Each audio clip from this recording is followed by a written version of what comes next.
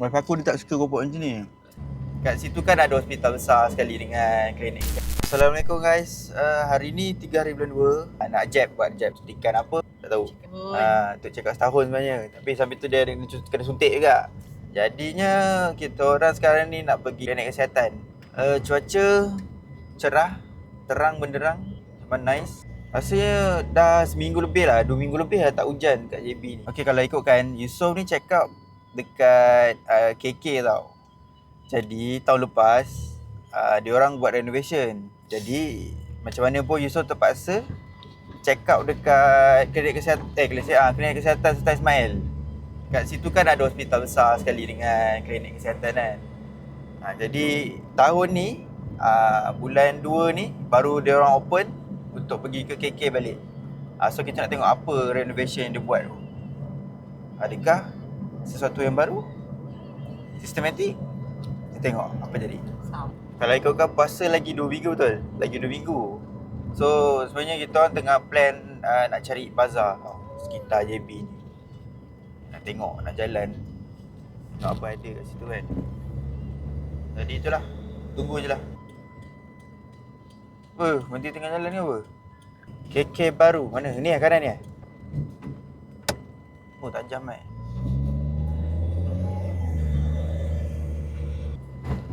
tu je jalan KK baru. Oh ramai lah.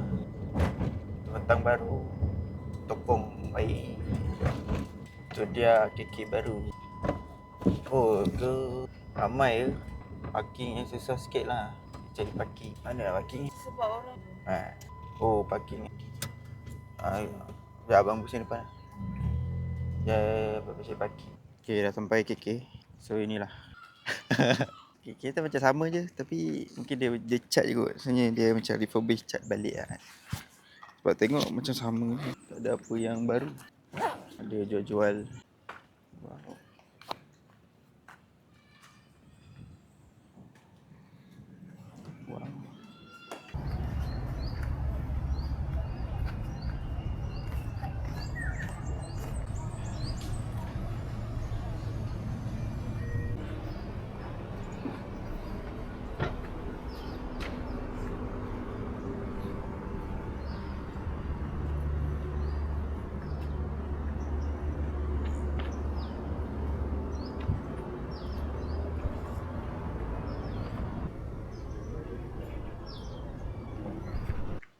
Jadi conclusionnya hari ni tak ada check up Yusof.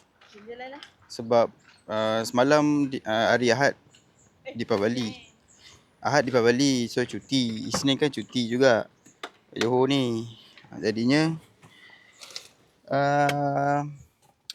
hari appointment yang hari Isnin dia bertindih sekali dengan hari ni. Itu yang ramai tu.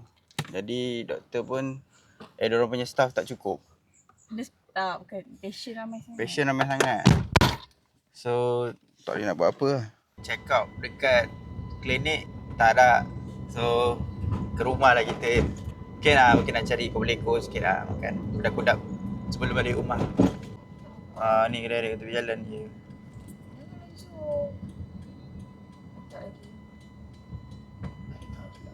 Ada koleko.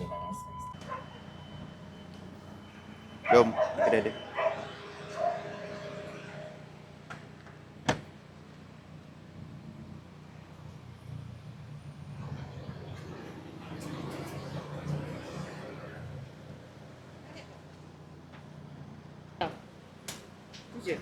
Ni lah. Tambah je lah. Lagi RM2. Lagi RM2 lah. RM2 lah. Wife aku dia tak suka robot macam ni. Dia suka jenis yang panjang, lepas tu dia potong serong. Bukan macam ni. Macam kopor losong lah. Keras. Betul lah. Orang tak suka. Ya, ni dah kosong lah makan. Capong kot ni. So apa? Siau.